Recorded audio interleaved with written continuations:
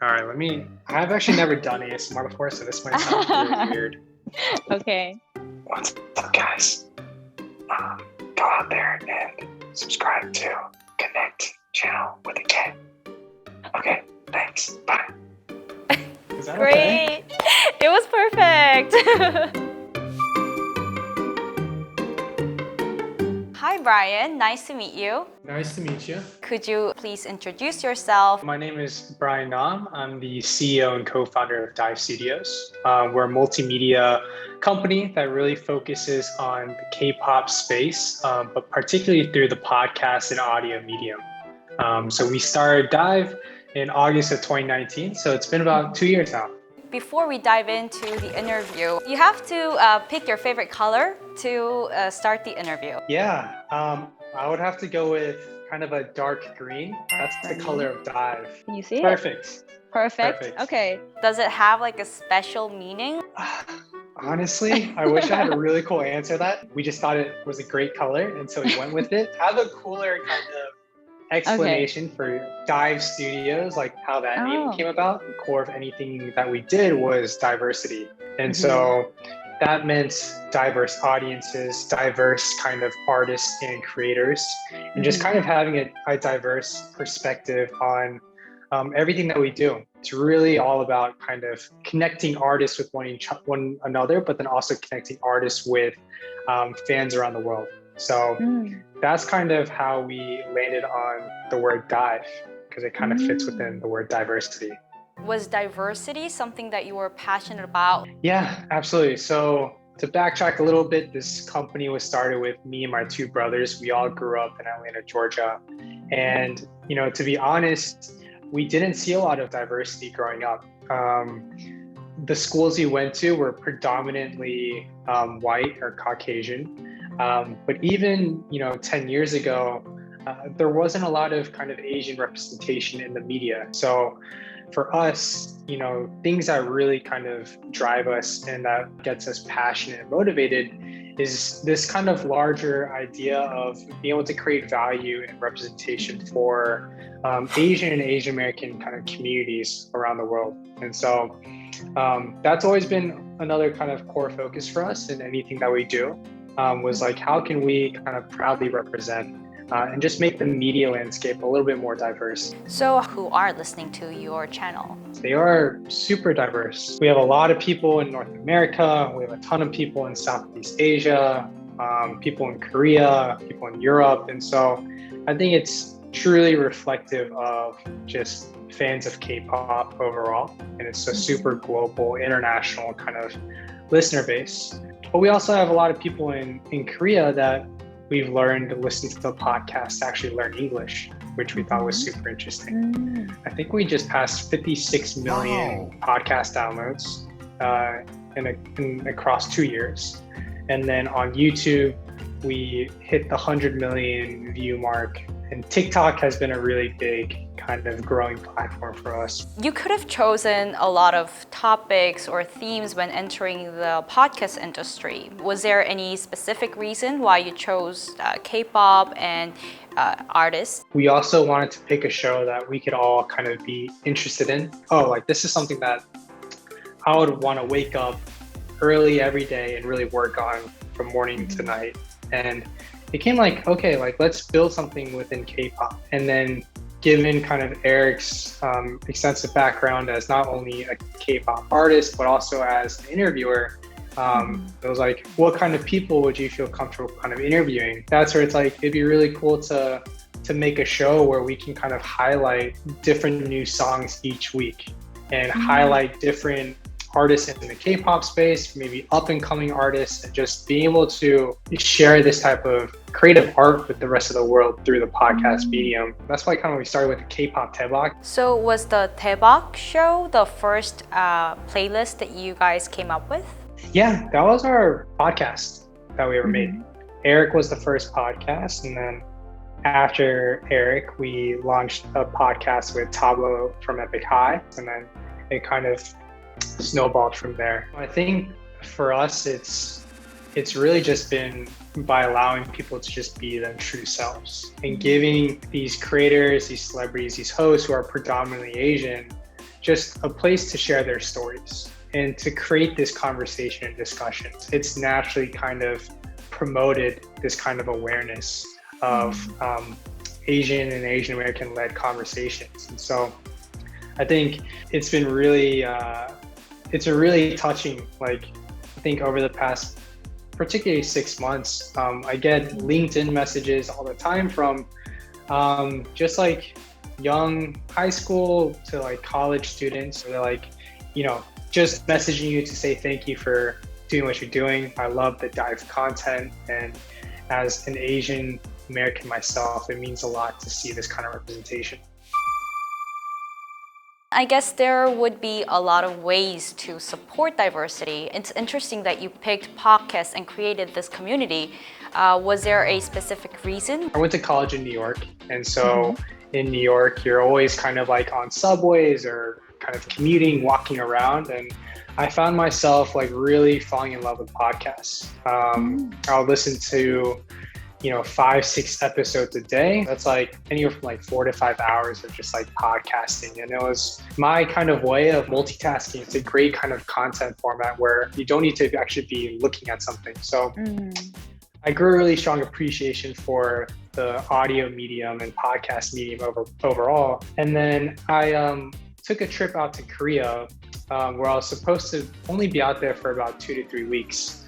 Within that kind of time frame, I convinced my brother Eric to actually start a podcast. And so we recorded a podcast on his kitchen countertop, and we just kind of threw it out there, and it did very, very well. I think it hit #1 in about 29 countries. It kind of gave us the green light to be like, oh, there's something really special here. And I think one thing that we've really come to appreciate is just how kind of intimate the medium is. There's nothing more personal than like hearing somebody talk to you, through your headphones on a weekly basis. You really get to kind of better understand who these people are, especially because we try to keep our content as kind of unfiltered and uncut and as true to the original content as possible, so that audiences can really get a sense of like who these people are as humans and not as celebrities. Wow, like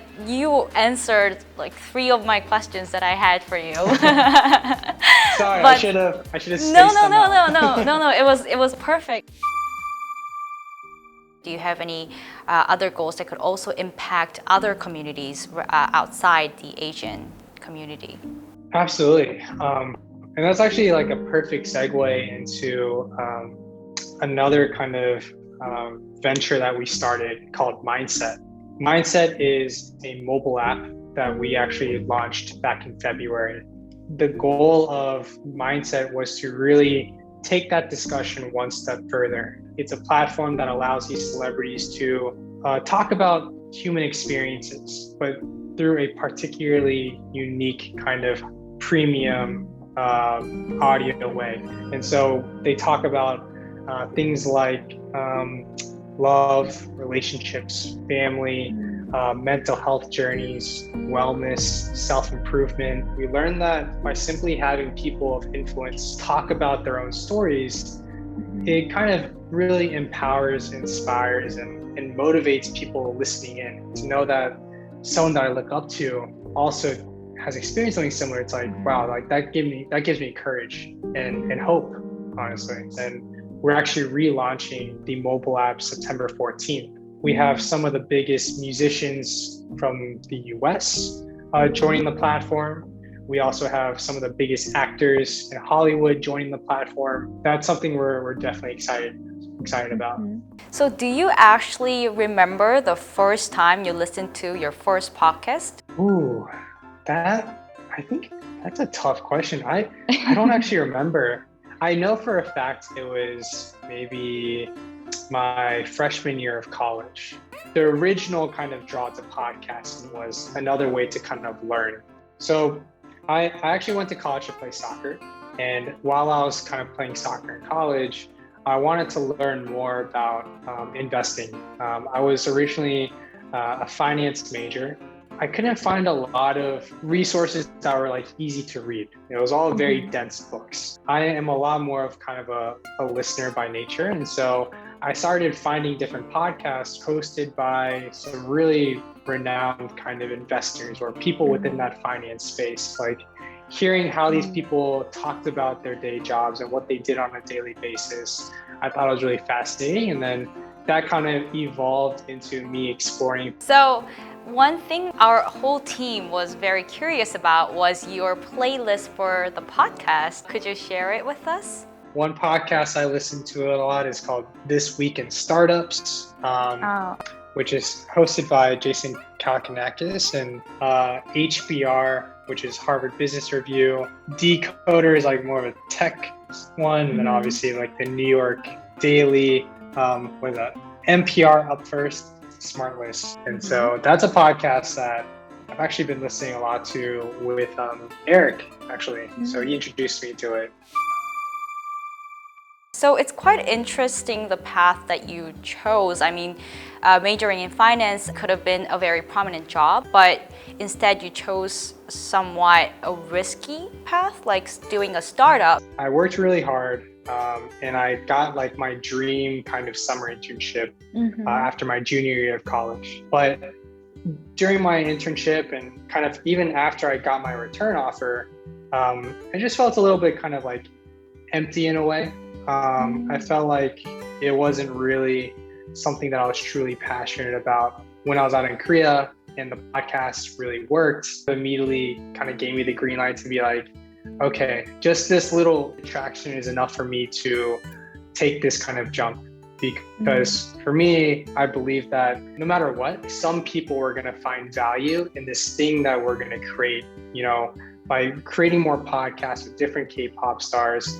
We know that some audiences, whether big or small, will find real value in hearing their favorite kind of idols or celebrities kind of really open up and talk to them on a weekly basis. And so that was enough for me to justify kind of making that leap. And I actually dropped out of school just to really run with this. Maybe I should have given a little more thought. I didn't realize how hard it is to run a company, but it's also been like a very, very rewarding experience. Interesting. So what were your parents or your brother's reaction when you said that you're going to drop out of school? My oldest brother, you know, he was in a very similar situation. He graduated from Boston College. He had a great kind of consulting job lined up at Deloitte after he graduated.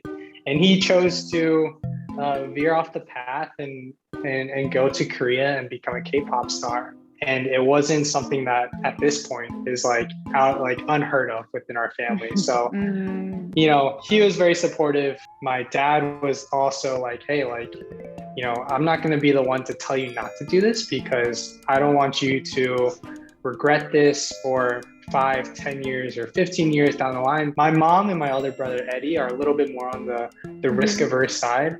In a good way. My mom is like, you finally got this amazing, well-paying job. How do you even make money? What is a podcast? And so, and then obviously Eddie as well, just like trying to make sure that I was making the right decision. But I think now it's kind of like everybody is very supportive. We're all very grateful that like as brothers, we can actually work together. At the end of the day, it's like you don't really trust anyone more than family. And so it's been a really fun experience to build something with them. Actually, like our family do a family business. So I know how hard and also lucky it is to do a business with the family members. Did you have any difficulties in starting the business? I think the hardest thing with each other but it was more of finding what everybody's strengths are and figuring out how can we complement each other, because we all have very different kind of mentalities and strengths and weaknesses. But fortunately, I think like what I lack, one of my brothers is very good at, and then vice versa. So we've been able to really kind of complement each other and help each other when times get tough. Could you give us an example of what your strength and weakness is that is different from your other brothers? I think I'm naturally just very optimistic. To me, anything is possible. I like to think that I have very much a self-starter attitude. Just like trying it and just like, if I say I'm going to do it, I'm going to do it, and really try to constantly push our team and my brothers to really kind of think and stretch the boundaries of what is possible. And my brothers are very strong when it comes to like creativity and content itself. Even when it comes to like relationships with talent or different people, like that's where my brother Eddie really excels. You know, he comes from a deep background of working in entertainment and management. He's the manager of Eric and also Taboo and Epic High and a lot of other K-pop artists. So, you know, he kind of really understands, you know, what's in the best interest of the artists.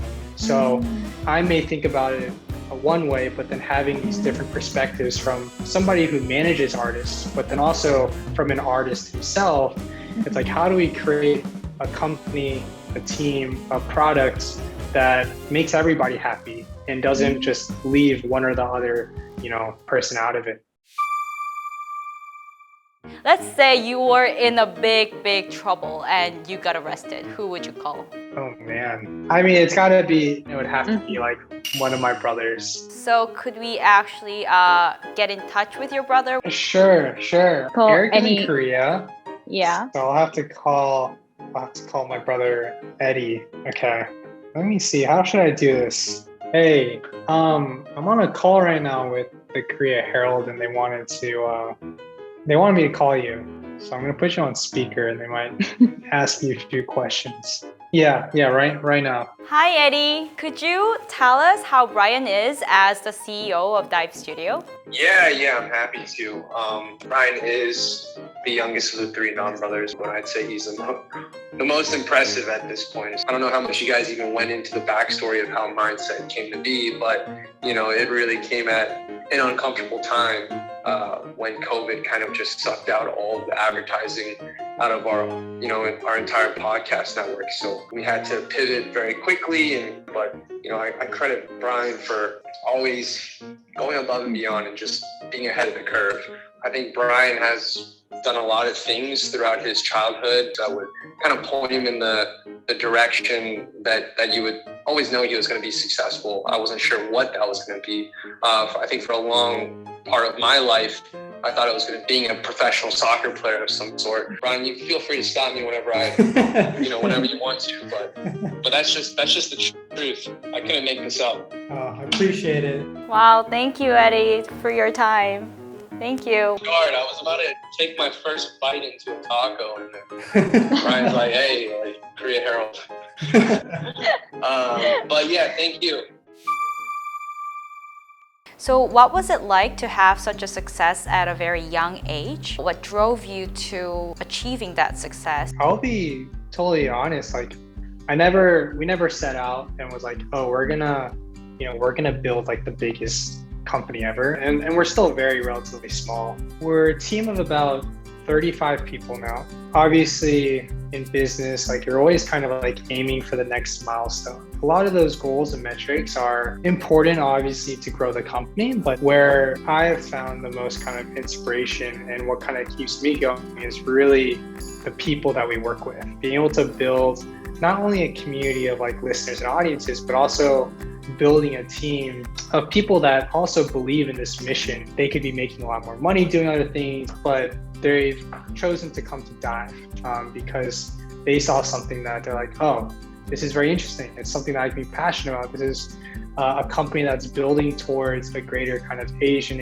American representation in media, while also kind of giving all these celebrities a unique platform to kind of share their stories. I want this to be a place that everybody can be proud of having worked at. That's where I think a lot of my passion comes from, because if it was purely driven by money or vanity metrics, then it truly just wouldn't be sustainable on a day-to-day, because it does get extremely difficult. I was just wondering, like, what your day looks like. Time definitely moves very quickly in a good way. It never feels like work. It always just feels like I'm just like building something, which is like extremely fun to me. And I know all the stereotypes around CEOs, and I hate to kind of play into that, but I am a very morning person. So I wake up around like 5 a.m. And from 5 to around 6:30, give it 7-ish. It's really just like me time. So that's when it's like going on a run, exercising, just anything that's like allows me just to like not have a bunch of text messages or emails to worry about. And then it's a lot of meetings. It's a lot of critical thinking. My range of responsibilities, it really varies. One thing that being a founder and CEO has forced me to do is to really be able to wear a lot of different hats. You just kind of learn how to edit audio, you learn how to edit video. I learned how to like obviously create graphics for social media, just kind of filling in where there's not someone else to kind of fill in yet, and then eventually find someone that's better than me to come in and kind of fill that position and role. We are going to give you 30 seconds to grab something in your office that best represents who you are or can tell a story about you. Done. Wow. What is that? So his name is Timmy. Timmy. For a very long time, he was and he still is my executive assistant. So everyone in the office knows who he is. Sometimes I'll just put him out on the office floor. But he also has like his own company email, his own Slack account. And so yeah, sometimes I'll just Timmy posts some general announcements in there for me sometimes. So Wow. just yeah, I mean, super random. And actually this thing randomly came in the mail and I didn't know what to do with it. And then I just turned him into my EA. So Wow. he's always watching. How long have you been working with Timmy? You know, I think it's been about 3-4 months. You know, he's 3-4 months. relatively new.